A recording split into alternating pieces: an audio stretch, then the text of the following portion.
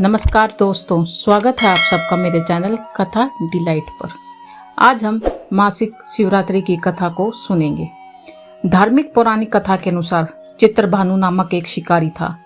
जानवरों की हत्या करके वह अपने परिवार को पालता था।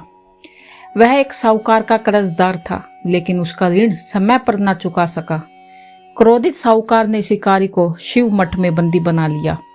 संयोग से उस दिन शिवरात्रि थी। शिकारी ध्यान मगन होकर शिव संबंधी धार्मिक बातें सुनता रहा। चतुर्दशी को उसने शिवरात्रि का व्रत की कथा भी सुनी। शाम होते ही साहूकार ने उसे अपने पास बुलाया और ऋण चुकाने के विषय में बात की। शिकारी अगले दिन सारा ऋण लौटा देने का वचन देकर बंधन से छूट गया। अपनी दिनचर्या की भांति वह जंगल में शिकार के लिए निकला, लेकिन दिन भर बंदी गृह में रहने के कारण भूख प्यास से व्याकुल था। शिकारी खोजता हुआ वह बहुत दूर निकल गया। जब अंधकार हो गया तो उसने विचार किया कि रात को जंगल में ही बितानी पड़ेगी। वह एक वन के पास तालाब के किनारे एक बेल के पेड़ पर चढ़कर रात बिताने का इंतजार करने लग गया। बिल्व वृक्ष के नीचे शिवलिंग था, जो बिल्व पत्रों से ढका हुआ था।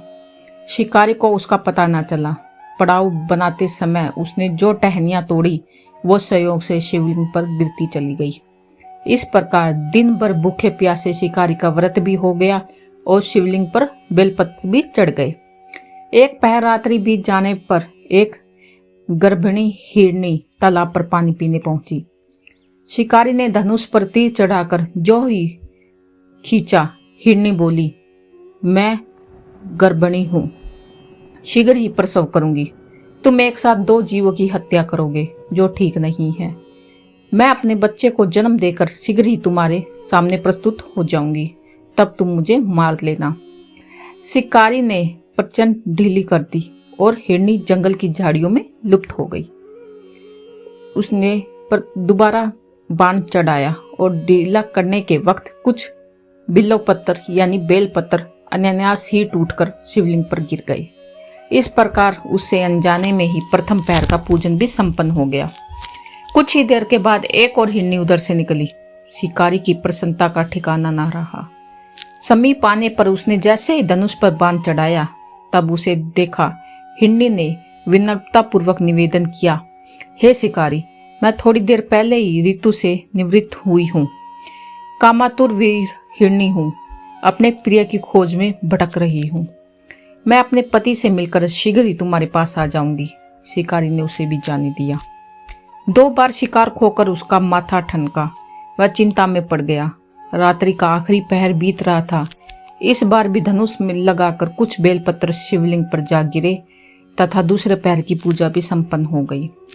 तभी एक अन्य हिरनी अपने बच्चों के साथ उधर से निकली। शिकारी के लिए यह बहुत ही स्वर्ण मौका था। उसने धनुष पर तीर चढ़ाने में कोई देर नहीं लगाई। वह तीर छोड़ने ही वाला था कि हिरनी बोली, हे शिकारी, मैं इन बच्चों को इनके पिता के हवाले करके लौट आऊंगी। इस समय तुम मुझे मत मारो। शिकारी हंसा और बोला, सामने आए शिकार को छोड़ दूं, मैं ऐसा मूर्ख नहीं हूं। इससे पहले मैं 2 बार अपना शिकार खो चुका हूं। मेरे बच्चे भूख प्यास से व्यग्र हो रहे हैं। उत्तर में हिरनी ने फिर कहा, जैसे तुम्हें अपने बच्चों की ममता सता रही है, ठीक वैसे ही मुझे भी है। हे शिकारी, मेरा विश्वास करो, मैं इन्हें इनके पिता के पास छोड़कर तुरंत लौटने की प्रतिज्ञा करती हूँ। हिरनी की दुख भरी आवाज सुनकर शिकारी को उस पर दया आ गई। उसने उस हिरण को भी जाने दिया।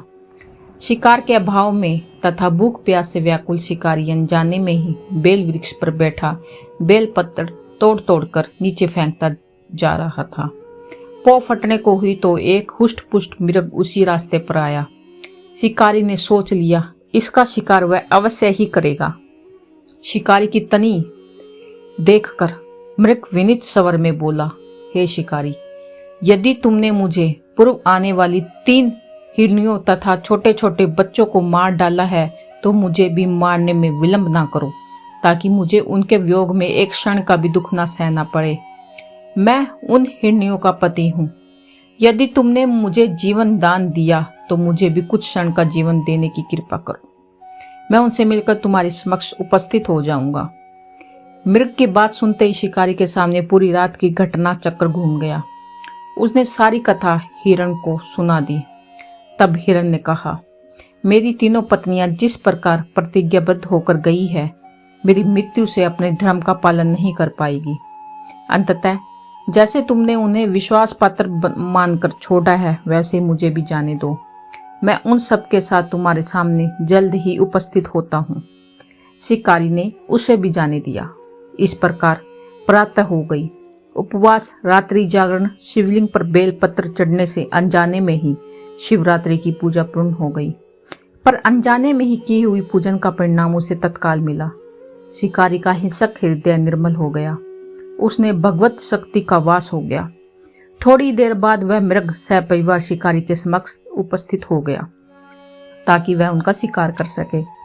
किंतु जंगली पशुओं की ऐसी सत्यता, सात्विकता, सामूहिक प्रेम भावना देखकर शिकारी को बड़ी गिलानी हुई। उसने मृग परिवार को जीवन दान दे दिया। अनजाने में शिवरात्रि व्रत का पालन करने पर शिकारी को मोक्ष और शिवलोक की प्राप्ति हुई। धन्यवाद।